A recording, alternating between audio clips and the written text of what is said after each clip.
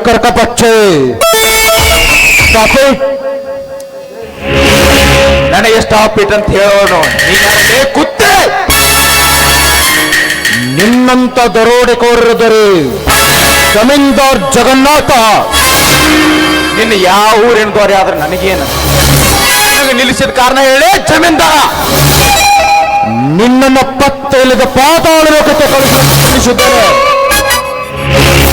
ಪಾತಾಳ ಲೋಕ? ನನ್ನ ಪಾತಾಳ ಲೋಕಕ್ಕೆ ಕಳಿಸುವ ಗಂಡು ಇನ್ನೂ ಈ ಕನ್ನಡನಾಡಲ್ಲಿ ಹುಟ್ಟಿಲ್ಲ.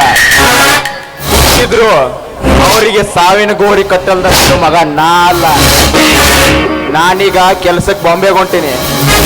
ಸುಮ್ಮನೆ ನನ್ನ ದಾರಿ ಬಿಡಲೇ ಜಮೀನ್ದಾರ.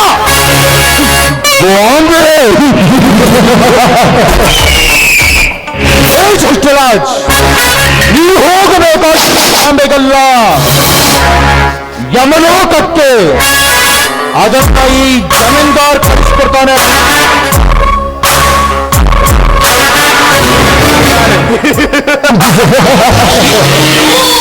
ಸುಡುಗಾಡಲ್ಲೇ ಹುಟ್ಟಿ ಸುಡುಗಾಡಲ್ಲೇ ಬೆಳೆದು ಸುಡುಗಾಡ ಹುಲಿ ಅಂತ ಕಳಿಸ್ತೀಯ? ನಿನ್ನಂತವ್ರಿಗೆ ನರಕಕ್ಕೆ ಕಳಿಸೋದೇ ಈ ರಾಜನ ಕೆಲಸ. ಸೃಷ್ಟಿರಾಜ್, ಮರ್ಯಾದೆಯಿಂದ ನಿನ್ನ ಕೈಯಲ್ಲಿರುವ ಹಣದ ಸುಟಿಕೆ ನನಗೆ ಒಪ್ಪಿಸಿ ನಿನ್ನ ಪ್ರಾಣ ಭಿಕ್ಷೆ ಬೇಡಿಕೊಂಡು ಬಚಾಕು. ಇಲ್ಲದಿದ್ದರೆ ನನ್ನ ಬಂದೂಕಿನ ಸುಟ್ಟು ಬಿಡುತ್ತೇನೆ ಮಗನೇ. ಈ ಸುಟ್ಟು ನಿನ್ನ ಹತ್ರ ಕೊಟ್ಟು ಇದನ್ನೆಲ್ಲ ಒಪ್ಪಿಸಿ ನನ್ನ ಪ್ರಾಣ ಭಿಕ್ಷೆ ಈ ಸೂಟ್ ಕೇಸ ನಿಂದ ನಿಮ್ಮ ಅಪ್ಪಂದ. ಈ ರಾಜ್ಯಕ್ಕೆ ಶ್ರೀಮಂತ ಶಿವ ಎನಿಸಿಕೊಂಡಿರುವ ಈ ಜಮೀನ್ದಾರನಿಗೆ ಎದುರುತ್ತರ ಕೊಡ್ತೀಯ ಕೊಂಡೆ. ಜಮೀನ್ದಾರ, ಸುಮ್ಮನೆ ಹೋಗ್ತಿರೋ ನನ್ನನ್ನು ತಡೆದು ನನ್ನ ಕೈಯಲ್ಲಿರೋ ಹಣದ ಸೂಟ್ ಕೇಸನ್ನು ಕೇಳ್ತಿದೆಯಲ್ಲ, ಸಕ್ಕು ಬಂದಿರೋದು ನನಗಲ್ಲ ಮಗನೇ, ನಿನಗೆ. ಬಡಬಗ್ಗರ ತೆರೆಯನ್ನು ಹೊಡೆದು ಅವರ ರಕ್ತವನ್ನು ಕುಡಿದು ಬಾಳುತ್ತಿರುವ ನಿನ್ನಂತ ಶ್ರೀಮಂತನಲ್ಲ ನಾನು. ಹಣದ ಅಹಂಕಾರದಿಂದ ಮೆರೆಯುತ್ತಿರುವ ನಿನ್ನಂತ ಶ್ರೀಮಂತರಿಗೆ ಈ ಬಡವರ ಹುಲಿಯಾಗಿ ನಿನ್ನಲ್ಲಿದ್ದರೆ ಎಚ್ಚರ. ಸೃಷ್ಟಿರಾಜ್,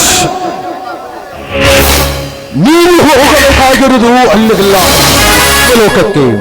ನೀವು ಅವರವರನ್ನು ಕೊಂದ ಮಾತ್ರಕ್ಕೆ ನೀನನ್ನು ದೊಡ್ಡ ರೌಡಿ ಅಲ್ಲ. ನಿನ್ನನ್ನ ಯಮಲೋಕಕ್ಕೆ ಕಳಿಸಿಕೊಡ್ತೇನೆ. ನಿನ್ನಂತ ರೌಡಿಗೊಂಡು ಅವರಿಗೆ ಹೇಗೆ ಮಣ್ಣು ಮುಕ್ಕಿಸಬೇಕೆಂದು ಈ ಜಮೀನ್ದಾರಿಗೆ ಚೆನ್ನಾಗಿ ಗೊತ್ತು. ಜಮೀನ್ದಾರ, ಈ ಜಗತ್ತಿನಲ್ಲಿ ಈ ಸೃಷ್ಟಿರಾಜನಿಗೆ ಮಣ್ಣು ಮುಕ್ಕಿಸಲು ಬಂದವರನ್ನ ಮಣ್ಣು ಮುಕ್ಕಿಸಲು ಬಿಟ್ಟಿಲ್ಲ ಈ ಕಲಿಯುಗದ ಸೃಷ್ಟಿರಾಜ್. ಮುಗಿತಲೇ ನಿನ್ನ ಕತೆ. ಬಿಡ್ರಿ ಅಪ್ಪ, ನಮ್ಮ ಧನ್ಯಾರನ್ನ ಬಿಡ್ರಿ. ನಿಮ್ ಕಾಲಿಗೆ ಬಿದ್ದು ಬೇಡ್ಕೋತನ್ರಿ. ಅಲ್ರಿ, ನಿಮ್ಗ ಇವ್ರ ಬಗ್ಗೆ ಏನೋ ಗೊತ್ತಿಲ್ರಿ. ನಾ ಹೇಳ್ತೀನಿ ಕೆಲಸ ಹಂಗೆಲ್ಲ ನಾವು ಮಾಡ್ಕೋಬೇಡ್ರಿ. ಲೇ ಶಕ್ತಿ, ಇವನನ್ನು ಹರಿಯುತ್ತಿದ್ದಾಗಲೇ ನನ್ನ ಮನಸ್ಸಿಗೆ ಶಾಂತಿ ಹೋಗಿ ಕ್ರಾಂತಿ ಆಗತೈತ್ರಿ. ನಾ ಎಲ್ಲ ಶುದ್ಧ ಮಾಡ್ತೇನ್ರಿ. ನಡ್ರಿ ಮೊದಲು. ಸೃಷ್ಟಿರಾಜ್, ಎಂದ ನೀ ತಪ್ಪಿಸಿಕೊಂಡ ಮಾತ್ರಕ್ಕೆ ನೀನು ಸುಮ್ಮನೆ ಬಿಟ್ಟು ನೀವು ತಿಳಿದುಕೊಳ್ಳಬೇಡ.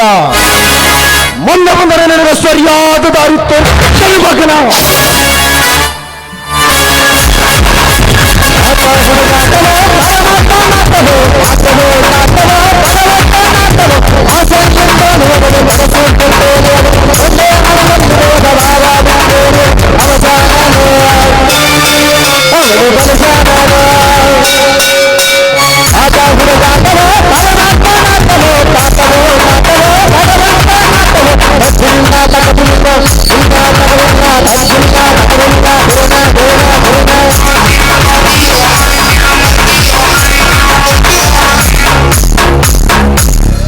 ಹೋಗಲಿ ಕಂತ್ರಿ ಕಚ್ಚಿ ನಾಡಿನ ಮಕ್ಕಳ. ನಿಮ್ಮಂತವರಿಗೆ ಹೆದರಿ ನಾನು ಹೋಗೋ ಗಂಡಲ್ಲ. ನಿಮ್ಮನ್ನೆಲ್ಲ ಕೊಂದು ಯಮಲೋಕಕ್ಕೆ ಪಾಸ್ ಮಾಡದಿದ್ದರೆ ನನ್ನ ಹೆಸರು ಈ ಕಲಿಯುಗದ ಸೃಷ್ಟಿರಾಜನೇ ಅಲ್ಲ. ಇಂದಿನಿಂದ ಶುರುವಾಯಿತು ನನ್ನಿಂದ ಶೂರತನದ ಸಾಹಸ ಜಮೀನ್ದಾರ. ಬರುತ್ತೇನೆ. Good bye. ಹುಟ್ಟಂಗ ಮೇಲೆ ಸಾಗಿರಲೇಬೇಕು, ತಿಳಿದಿದ್ದರೆ ನಾನು ಬದುಕಬೇಕು. ಯಾಕೆ ಈ ರಂಗ ಮಚ್ಚಲಿಗೆ ನಿಲ್ಲದಿದ್ದೆ, ಈ ಜನರ ಪ್ರೀತಿಗೆ ಶ್ರೀರಕ್ಷೆ ಪರೀಕ್ಷೆ.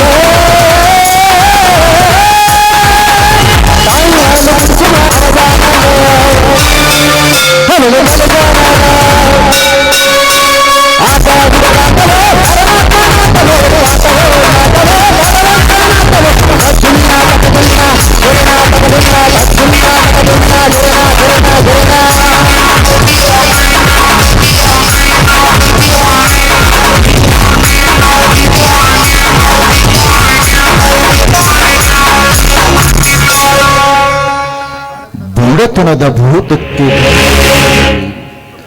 ಸಿಕ್ಕು ಬಂದು ಬೆಂಡಾದ ಬಾಲೆ ಆ ಕುರಿಗಾಹಿ ದಯಾನಂದನ ಮಗಳು ಸೀತಾ.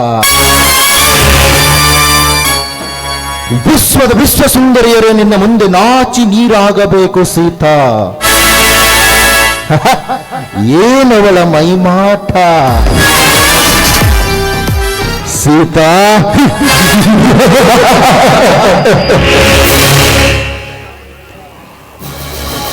ನಿನ್ನನ್ನು ನೋಡಿದರೆ ಸಾಕು, ತಲೆ ಅಲ್ಲಾಡುವ ಮುದುಕನು ಕೂಡ ಸಹಿಯಬೇಕೆನ್ನುತ್ತಾನೆ ನಿನ್ನ ದೇಹ. ಹೇ ಸೀತಾ, ಸುಮ್ಮನೆ ನೀನಿಂದು ಈ ಜಮೀನ್ದಾರರ ಮನಸುಚ್ಚೆಯ ಮನದರ್ಶಿಯಾಗಿ ನನ್ನ ತೋಳಿನಲ್ಲಿ ನವಿಲಿನಂತೆ ನಡೆದರೆ ಸರಿ, ಇಲ್ಲದಿದ್ದರೆ ಹಂತ ಹಂತವಾಗಿ ನಿನ್ನ ಮನೆಯನ್ನೆಲ್ಲ ಸರ್ವನಾಶ ಮಾಡಿ ನಿನ್ನನ್ನು ಬೀದಿಗೆ ತಳ್ಳುವುದೇ ನನ್ನ ಹತ್ತವಾದ ಸ್ಥಳ.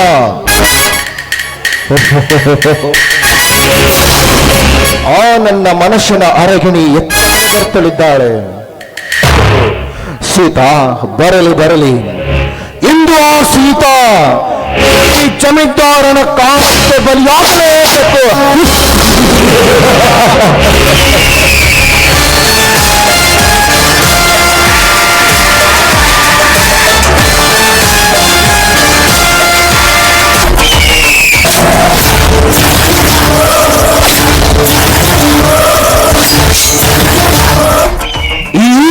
ನಾನೇ ಜಮೀನ್ದಾರ, ನನ್ನನ್ನೆದುರು ಹಾಕಿಕೊಂಡವರ ಸಂಹಾರ.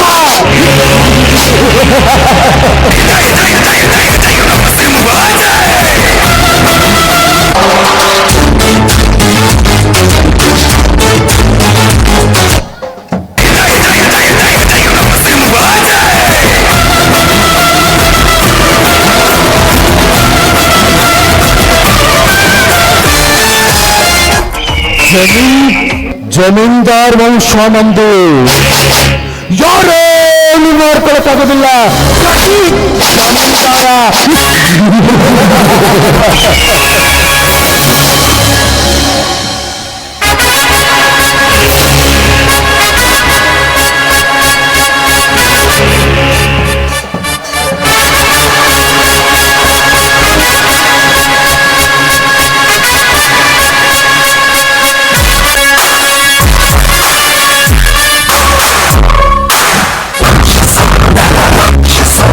ನಿಲ್ಲು ಸೀತಾ, ನಿಲ್ಲು. ನನ್ನಲ್ಲೂ ನಿಲ್ಲಿಸೋಕೆ ತಾವು ಅದು ನಂತರ ಹರಿಯದ ನಾವು ತರುಣ ಎಲ್ಲರಿಗೂ ಗೊತ್ತು. ಇವನೊಬ್ಬ ಶ್ರೀಮಂತ ಸಿಂಹ ಎನ್ನುವುದು. ಓಹೋ, ನೀನಾ ಸಾಕ್ಷ ಜಗನ್ನಾಥನ? ಬರೀ ಶ್ರೀಮಂತ ಸಿಂಹ ಅಲ್ಲ ಹೆಣ್ಣೆ, 25 ಹಳ್ಳಿಗಳಿಗೆ ಅಧಿಪತಿಯಾದ ಜಮೀನ್ದಾರ್ ಜಗನ್ನಾಥ.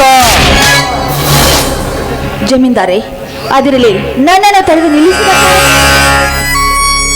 ಹಚ್ಚ ಹಸಿರಿನಿಂದ ಸೊಬಗಿನಿಂದ ತುಂಬಿರುವ ಈ ದಟ್ಟವಾದ ಕಾಡಿನಲ್ಲಿ ಒಬ್ಬ ನವತರಣ ಹುಡುಗಿಯನ್ನ ನಿಲ್ಲಿಸಲು ಒಂದು ಕಾರಣ ಇರಲೇಬೇಕು. ಜಮೀನ್ದಾರೆ, ಈ ನಿಮ್ಮ ಮಾತಿನ ಅರ್ಥ ಸೀತಾ, ನನ್ನ ಮಾತಿನ ಅರ್ಥ ನಿನಗಾಗದಿದ್ದರೆ ನೀನು ಹೆಣ್ಣಾಗಿ ಬಂದು ಹೇಳಬಲ್ಲೆ. ಜಮೀನ್ದಾರೆ, ಅರ್ಥದ ಮಾತು ನಿಮ್ಮಿಂದ ನಾನು ಕಲಿಬೇಕಾಗಿಲ್ಲ. ನಿಮ್ಮಿಂದ ಕಲಿಯುವಂತ ಹನ್ನೆರಡು ಹೆಣ್ಣು ನಾನಲ್ಲ. ನಡಿ, ಸುಮ್ಮನೆ ದಾರಿ ಬಿಡಿ, ನಾನು ಹೋಗಬೇಕು. ಸೀತಾ, ಈ ಜಮೀನ್ದಾರನ ಕೈಯಿಂದ ತಪ್ಪಿಸಿಕೊಳ್ಳುವುದು ಅಷ್ಟೊಂದು ಸುಲಭದ ಮಾತಲ್ಲ. ಈ ಜಮೀನ್ದಾರನ ಕಾಮದ ಆಸೆಯನ್ನು ತೀರಿಸಿದಂತ ಇಲ್ಲಿಂದ ಹೋಗಲು ಅವಕಾಶ. ಜಮೀನ್ದಾರೆ, ಒಳ್ಳೆ ಮಾತಿನಿಂದ ದಾರಿ ಬಿಟ್ಟರೆ ಸರಿ, ಇಲ್ಲವಾದ್ರೆ ನಿಮ್ಮಂತ ಕಾಮಕ ಕಟುಕರನ್ನು ನೆಟ್ಟಿಂದ ಹೊಡೆ ಮಾಡಬೇಕಾಗುತ್ತೆ. ಬಲು ಎಚ್ಚರ.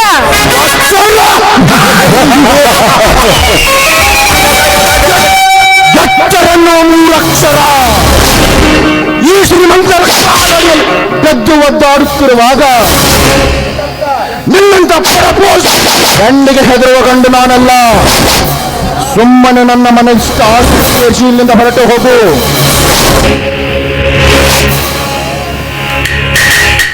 ಅಯ್ಯೋ ದೇವರೇ, ಈ ಕಟುಕನ ಕೈಯಲ್ಲಿ ಕುರಿಚಿಕ್ಕಂತೆ ಆಯ್ತು ನನ್ನ ಬಾಳು. ಹೇಗಾದ್ರು ಮಾಡಿ ಇವನಿಂದ ಮಾತಿನ ಮೂಡಿ ಮಾಡಿ ಇವನಿಂದ ತಪ್ಪಿಸಿಕೊಂಡು ಸೀತಾ, ಏನು ವಿಚಾರ ಮಾಡ್ತಾನೆ ಅಂತ ಈ ಸಮಯ ವ್ಯರ್ಥ ಮಾಡಬೇಡ. ಸುಮ್ಮನೆ ನನ್ನ ಮನೋವಾಸೆಯನ್ನು ಈಡೇರಿಸು. ಜಮೀನ್ದಾರೆ, ನಿಜ ಹೇಳಬೇಕಾದ್ರೆ ನನಗೂ ಕೂಡ ನಿಮ್ಮ ಮೇಲೆ ಬಹಳ ಆಸೆ ಇದೆ. ಹೌದು ಜಮೀನ್ದಾರೆ, ಈ ವಿಷಯ ನಾನು ನಿಮ್ಮ ಕಾಮ ಕಿಡಿ ಆಡೋದನ್ನು ನಮ್ಮ ಅಣ್ಣನಿಗೆ ಗೊತ್ತಾದ್ರೆ ಎಲ್ಲಿ ನಮ್ಮ ಅಣ್ಣ ನಮ್ಮನ್ನು ತುಂಡು ತುಂಡಾಗಿ ಕತ್ತರಿಸದಿದೆ ಅನ್ನುವ ಭಯ ನನಗೆ. ಭಯಪಡಬೇಡ ಸೀತಾ, ಭಯಪಡಬೇಡ. ಆ ನಿನ್ನ ಅಣ್ಣನಿಗೆ ಹೆದರಿ ನಿನ್ನನ್ನು ಬಿಟ್ಟು ಕೊಡುವ ಚಂಡ ಗಂಡು ನಾನಲ್ಲ. ಬಾರೆ ನನ್ನವಳಾಗಿ, ನನ್ನ ಒಲವಿನ ರಾಣಿಯಾಗಿ. ಓಹೋ, ಆತರ ಪಡೆ ಎಂದಿದ್ದುಗೂ ನಾನು ನಿಮ್ಮವಳೇ. ಈಗ ಸಮಯ ಬಹಳ ಆಗಿದೆ, ನಾನು ಹೋಗುವುದು ತಡವಾದರೆ ನಮ್ಮಪ್ಪ ಇದೇ ಹಾದಿ ಹಿಡಿದು ಬರಬಹುದು. ಸೀತಾ, ಕಾಮದ ಹಸುವಿನಿಂದ ಬರುವುದಕ್ಕೆ ಹಸುವಿನ ದಾಹ ಈಡೇರಿಸುವಂದರೆ ನಿನ್ನ ಬಣ್ಣದ ಮಾತುಗಳಿಗೆ ಮೋಡಿ ಮಾಡಿ ಹೋಗಬೇಡ. ಈ ಜಮೀನ್ದಾರನ ಮನ ತೊಳೆಯುವಂತೆ ಒಂದು ಗೀತೆಯನ್ನಾದರೂ ಹಾಡು. ಜಮೀನ್ದಾರೆ, ನನಗೆ ಹಾಡ್ಲಿಕ್ಕೆ ಬರುವುದಿಲ್ಲ. ಹಾಡಲಿಕ್ಕೆ ಬರುವುದಂದರೆ ಎಲ್ಲ ಈಗಲೇ ನಿನ್ನ ಶೀಲಹರಣ ಮಾಡುವೆ. ನಿನಗೆ ಶೀಲ ಮೇಲೋ ಹಾಡು ಮೇಲೋ?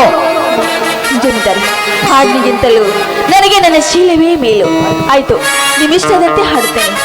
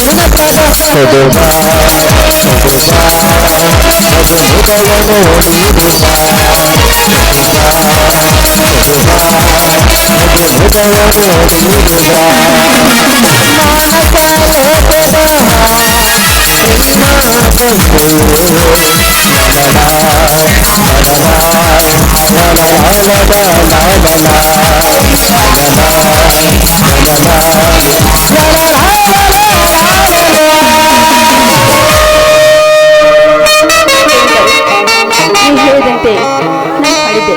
ನಾನಿನ್ನು ಹೋಗಿ ಬರಲಿ. ನನಗೇಕೋ ಇವಳ ಬಗ್ಗೆ ಅನುಮಾನ ಬರುತ್ತಿದೆ. ನಾಳೆ ಎಂಬುದು ಹಾಳು, ಇಂದು ಲೇಸು. ನಾನು ಇವಳನ್ನು ಈಗಲೇ ಬಲಿಪೇಸು ಮಾಡಲೇಬೇಕು. ನಾಳೆ ಎಂಬುದು ನನ್ನ ನಿನ್ನ ಮಧ್ಯೆ ಬರಬಾರದು. ಸುಮ್ಮನೆ ಈಗಲೇ ನಮ್ಮಿಬ್ಬರ ಮೇಲಿನ ಸಂತೋಷವನ್ನ ಸವಿಯೋಣ. ನಡೆಸಿತ ಆ ಕೇದಿಗೆ ಬನದಲ್ಲಿ ಹೋಗಿ ನನ್ನ ನಿನ್ನ ಮೇಲಿನ ಸಂತೋಷವನ್ನ ಸವಿಯೋಣ. ಅಯ್ಯೋ ದೇವ್ರಿ, ಇದೆಂತ ಅಗ್ನಿ ಪರೀಕ್ಷೆ ತಂದೊಡಿಗಿದೆ ಈ ನನ್ನ ಬಾಳಿನಲ್ಲಿ. ಹೇಗಾದ್ರೂ ಮಾಡಿ, ಉಪಾಯ ಮಾಡಿ, ಮಾತಿನಲ್ಲಿ ಮೂಡಿ ಮಾಡಿ ಇವನಿಂದ ತಪ್ಪಿಸಿಕೊಂಡು ಹೋಗಬೇಕೆಂದರೆ ನಾ ಕಟ್ಟಿದ ಕನಸೆಲ್ಲ ನುಚ್ಚು ನೂರಾಗಿ ಹೋಯ್ತಲ್ಲ. ನೋಡಿ ಜಮೀನ್ದಾರೆ, ಅಲ್ಲಿ ನನ್ನ ರಾಯನ ಬಂದಂತೆ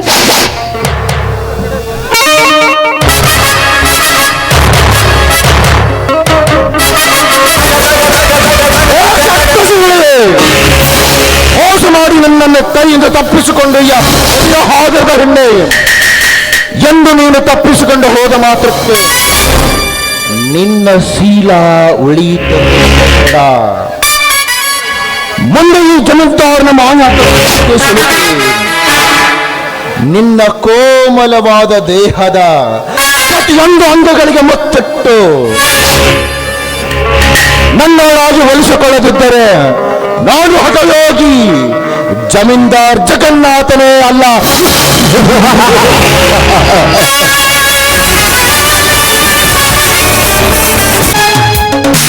ಅಪ್ಪ, ಇನ್ನೂ ಹೊಲದಲ್ಲಿ ಕೆಲಸ ಮಾಡ್ತಾ ಇದ್ದೀರಲ್ಲಪ್ಪ, ಸ್ವಲ್ಪ ನೆರಳಿಗೆ ಕುಳಿತುಕೊಂಡು ಸ್ವಲ್ಪ ವಿಶ್ರಾಂತಿ ತೆಗೆದುಕೊಳ್ಳಿ, ಆ ನಂತರ ಕೆಲಸ ಮಾಡಿವ್ರಂತೆ. ಬಾ ಮಗಳೇ ಸೀತಾ, ಈಗ ಬಂದೇನಮ್ಮ? ಹೌದಪ್ಪ, ಈಗ ಬಂದೆ. ಸೀತಾ, ಇಂದೇಕೋ ಬುತ್ತಿಯನ್ನು ತರದೆ ಹಾಗೆ ಬರಗೈಯಿಂದ ಬಂದಿರುವಲ್ಲ, ಯಾಕಮ್ಮ ಬುತ್ತಿಯನ್ನು ತರಲಿಲ್ಲವೇ? ಬುತ್ತಿಯನ್ನು ತಂದಿದೆಯಪ್ಪ, ಆದರೆ ಅನ್ನುವ ನಿಟ್ಟು ಸುರೇಕೆ ಸೀತಾ?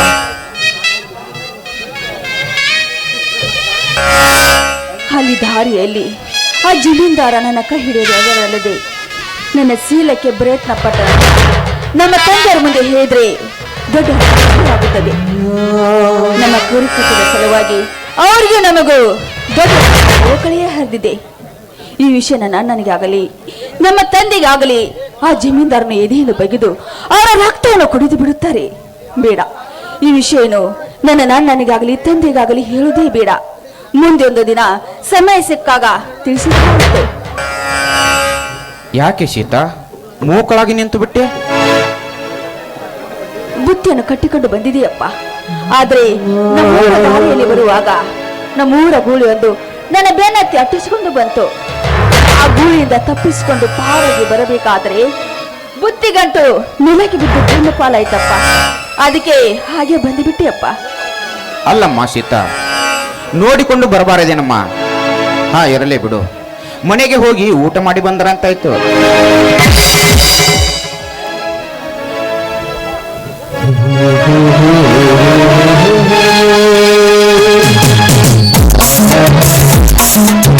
ಅಪ್ಪ, ತಂಗಿ ಇಬ್ಬರು ಏನು ವಿಚಾರ ಮಾಡ್ತಾ ನಿಂತಿದ್ರಲ್ಲ?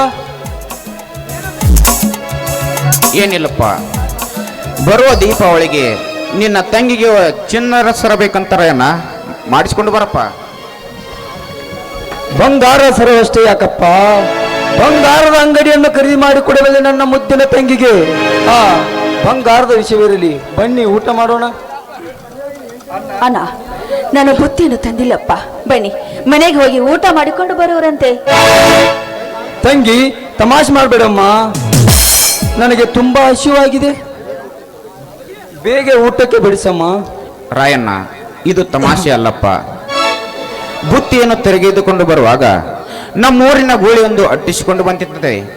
ಆ ಬುತ್ತಿಯನ್ನು ಕೆಡವಿಕೊಂಡು ಗೂಳಿಯಿಂದ ತಪ್ಪಿಸಿಕೊಂಡು ಬರುವಾಗ ಬುತ್ತಿಯನ್ನು ಕೆಡವಿಕೊಂಡು ಬಂದಿದ್ದಾಳೆ. ನೀನು ಆಡಿದ ಮಾತು ಸುಳ್ಳಪ್ಪ, ಸುಳ್ಳು. ಈ ನಿನ್ನ ಮಗನನ್ನು ಸಮಾಧಾನ ಮಾಡಿಸಲು ನೀವಿಬ್ಬರು ಈ ತರ ಸುಳ್ಳು ಹೇಳ್ತಾ ಇದ್ದೀರಪ್ಪ, ಸುಳ್ಳು ಹೇಳ್ತಾ ಇದ್ದೀರಿ. ತಂಗಿ ದಾರಿಯಲ್ಲಿ ಬರುವಾಗ ಏನೋ ಕೆಟ್ಟ ಘಟನೆ ನಡೆದಿರಬೇಕು, ನೀವು ನನ್ನಿಂದ ಮುಚ್ಚಿಡ್ತಾ ಇದ್ದೀರಿ. ರಾಯಣ್ಣ, ಏನು ಮಾತನಾಡ್ತಿರುವೆಯೋ? ನಿಜವನ್ನೇ ಮಾತನಾಡುತ್ತಿದ್ದೇನಪ್ಪ, ನಿಜವನ್ನೇ ಮಾತನಾಡುತ್ತಿದ್ದೇನೆ. ನಮ್ಮೂರ ಗುಳಿಯನ್ನು ಹೋದ ಸೋಮವಾರ ಸವಾಲಿಗೆ ಹಚ್ಚಿ ಮಾರಿದ್ದಾರೆ ಅಂದ ಮೇಲೆ ಸೂರ್ಯವನ್ನು ಅಟ್ಟಿಸಿಕೊಂಡು ಬಂದು ಬುತ್ತಿಯನ್ನು ಕೆಡವಿದೆ ಎಂದರೆ ಹೇಗೆ ನಂಬಲಪ್ಪ, ಹೇಗೆ ನಂಬಲಿ? ಗೂಳಿಯನ್ನು ಮಾರಿದ ವಿಷಯ ನನಗೆ ಗೊತ್ತಿರಲಿಲ್ಲಪ್ಪ. ನೀ ಹೇಳು ಮಾತು ನಿಜವೆನಿಸುತ್ತಿದೆ. ಹಾ ಸೀತಾ, ಏನಾಯ್ತು ಹೇಳಮ್ಮ, ಹೇಳು. ಅಪ್ಪ, ಅದು ಅಪ್ಪ. ತಂಗಿ, ನಿಜ ಸಂಗತಿ ನೀನೀಗ ನನಗೆ ಹೇಳುತ್ತಿದ್ದರೆ ಈ ನನ್ನ ಆನೆ ಆದಿತು. ಸಂಕೋಚವಿಲ್ಲದೆ ಹೇಳಮ್ಮ, ಸಂಕೋಚವಿಲ್ಲದೆ ಹೇಳು. ಏನಾಯ್ತು ಹೇಳು ಸೀತಾ, ಹೇಳು. ಅಣ್ಣ, ಯಾವ ಕಡೆಯಿಂದ ಹೇಳನಾ ಈ ನನ್ನ ಕೆಟ್ಟ ಘಟನೆ ಇದು? ಅಣ್ಣ, ದಾರಿಯಲ್ಲಿ ಬರುವಾಗ ಆ ಕೆಷ್ಟ ದುಷ್ಟ ಸರ್ಕಾರ ನನಗೆ ಬಾಯಿಗೆ ಬಂದತಿ ಮಾತನಾಡದಲ್ಲದೆ ನನ್ನ ಶೀಲ ಬಲಾತ್ಕಾರ ಮಾಡಲು ಪ್ರಯತ್ನ ಪಟ್ಟ ಮಗನೇ ಜಮೀನ್ದಾರ, ಈ ಮೇಲೆ ಕೆಟ್ಟವನ್ನಿಟ್ಟ ನನ್ನ ರೋಮದಲ್ಲಿ ರಕ್ತ ಕುದಿಯುತ್ತಿದೆ, ಸೇಡು ಉಕ್ಕುತ್ತಿದೆ. 8 ಆನೆಗಳ ಶಕ್ತಿ ಇರುವ ಈ ರಾಯನ್ನ ತಂಗಿಯ ಮೇಲೆ ಕೈ ಮಾಡಿದಾನೆಂದ್ರೆ ಈ ರಾಯನ್ನ ಇದ್ದು ಸತ್ತಂತೆ, ತಂಗಿ ಇದ್ದು ಸತ್ತಂತೆ.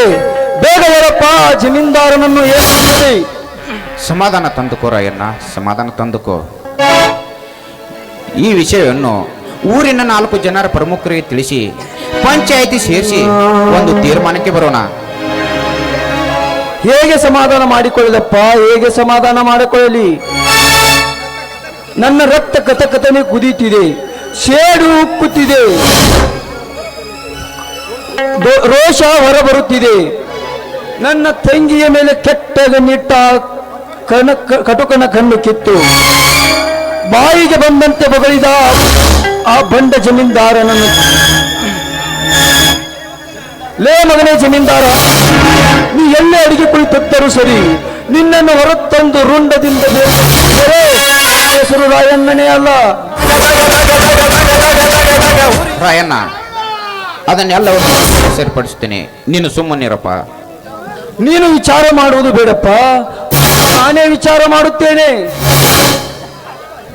ಬಿಡಣ ಅಪ್ಪ, ಹೇಳೋ ಮಾತನ್ನು ಸ್ವಲ್ಪ ಕೇಳಣ. ಯಾರು ಹೇಳಿದರೂ ಕೇಳುವಷ್ಟು ತಾಳ್ಮೆ ನನಗಿಲ್ಲ ತಂಗಿ. ನಿನ್ನ ಮೇಲೆ ಕೆಟ್ಟ ಗಣ್ಣಿಟ್ಟ ಜಮೀನ್ದಾರನ ಕಣ್ಣು ಕಿತ್ತು ಕೈ ಹಿಡಿದ ಎಳೆದಾಡಿದವನ ಕೈ ಕಿಡಿದು ಬಾಯಿಗೆ ಬಂದ ಬದಲಿದ ಬಂದ ಜಮೀನ್ದಾರನನ್ನು ಕೆಚ್ಚಿ ಕಳೆದು ಒಟ್ಟು ಗುಡಿಸದೆ ಬಿಡುವುದಿಲ್ಲ ಈ ರಾಯಣ್ಣ. ನೋಡು ರಾಯಣ್ಣ, ಆ ಜಮೀನ್ದಾರಿಗೆ ನಾನೇ ತಿದ್ದಿ ಬುದ್ಧಿ ಹೇಳ್ತೀನಿ, ನೀನು ಸ್ವಲ್ಪ ಸಮಾಧಾನ ತಂದುಕೋ. ಹೇಗೆ ಸಮಾಧಾನ ತಂದುಕೊಳ್ಳಪ್ಪ, ಹೇಗೆ ಸಮಾಧಾನ ತಂದುಕೊಳ್ಳಲಿ? ಅದೆಂತ ಹೇಳಿತನ ಮಾತನಾಡಿದೆ ಅಣ್ಣ, ಅದೆಂತ ಹೇಳಿತನ ಮಾತನಾಡಿದೆ ಅಣ್ಣ. ಆದದಾಯ್ತು, ಈ ವಿಷಯನು ಇಲ್ಲಿಗೆ ಬಿಟ್ಟು ಬಿಡು. ಯಾಕಂದ್ರೆ ನಾವು ಬಡವರು, ಅವರು ಶ್ರೀಮಂತರು. ಅವರಿಗೆ ನಮಗೆ ಎದುರು ಹಾಕಿಕೊಳ್ಳೋದು ನನಗೇಕೋ ಸರಿ ಕಾಣಿಸ್ತಾ ಇಲ್ಲ, ಕಾಣಿಸ್ತಾ ಇಲ್ಲ. ಇದೆಂತ ಹೇಳಿತನ ಮಾತನಾಡಿದೆ ತಂಗಿ, ಇದೆಂತ ಹೇಳಿತನ ಮಾತನಾಡಿದೆ. ಈ ನಿನ್ನನ್ನ ಇನ್ನೂ ಜೀವಂತವಾಗಿರುವಾಗ ಈ ನಿನ್ನ ಇದನ್ನು ಇಲ್ಲಿಗೆ ಬಿಟ್ಟರೆ ಆ ಜಮೀನ್ದಾರ ನಾಳೆ ನಮ್ಮ ಮನೆಗೆ ನಿನ್ನನ್ನು ಹೊತ್ತುಕೊಂಡು ಹೋಗುತ್ತಾನೆ. ಅದನ್ನು ನೋಡಿ ನಾನು ಕೈಲಾಗದೆ ಚಂಡನಂತೆ ಕೈ ಕಟ್ಟಿ ಕುಳಿತ ಬೆಳಗ್ಗೆ ಶೇಷೆ ಅದೆಂದಿಗೂ ಸಾಧ್ಯವಿಲ್ಲ. ನೋಡು ರಾಯಣ್ಣ, ಲೇ ಮಗನೇ ಜಮೀನ್ದಾರ, ನಿಲ್ಲು ರಾಯಣ್ಣ. ಆ ಜಮೀನ್ದಾರನೊಬ್ಬ ಈ ಹಿಂಡು ಹುಳುಗಳಲ್ಲಿ ಒಂದು ಗಂಡು ಹುಲಿ ಇದ್ದಂತೆ ಅವನು ಈಗ ಎದುರಿಸೋದು ಬೇಡ. ಸಮಯ ನೋಡಿ ಎದುರಿಸೋಣ. ನಡಿಯಪ್ಪ, ಮನೆಗೆ ಹೋಗೋಣ. ಆಯ್ತಪ್ಪ, ನಡಿ.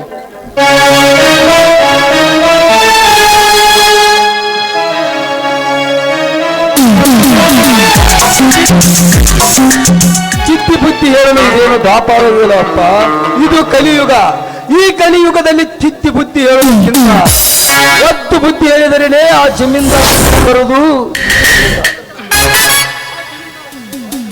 ಆ ಜಮೀನ್ದಾರನ ಶೇಡು ನಮ್ಮ ಮೇಲಿದ್ದರೆ, ಆ ಜಮೀನ್ದಾರ ನನ್ನನ್ನು ಕಡಿದು ಹಿಡಿಗೆ ತುಂಬಿದ್ದರೆ ನನಗೆ ಸಂತೋಷವಿತ್ತು.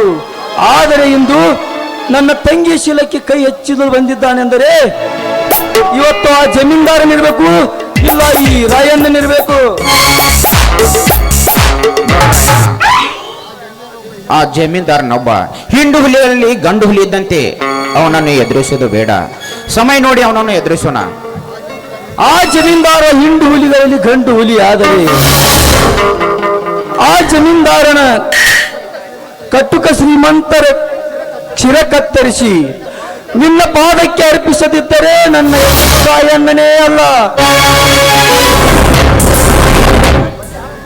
ಬರ್ತೀನಿ ತಂಗಿ, ಅವನ ರುಂಡ ತರ್ತೀನಿ.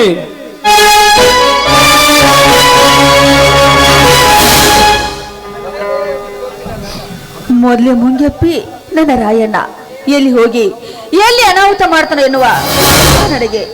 ಆ ದೇವರ ಅನುಗ್ರಹ ಹೇಗಿದೆಯಾ ಹಾಗೆ ಆಗಲಿ. ನಡೆಯಮ್ಮ, ಮನೆಗೆ ಹೋಗೋಣ. ಸರಿಯಪ್ಪ.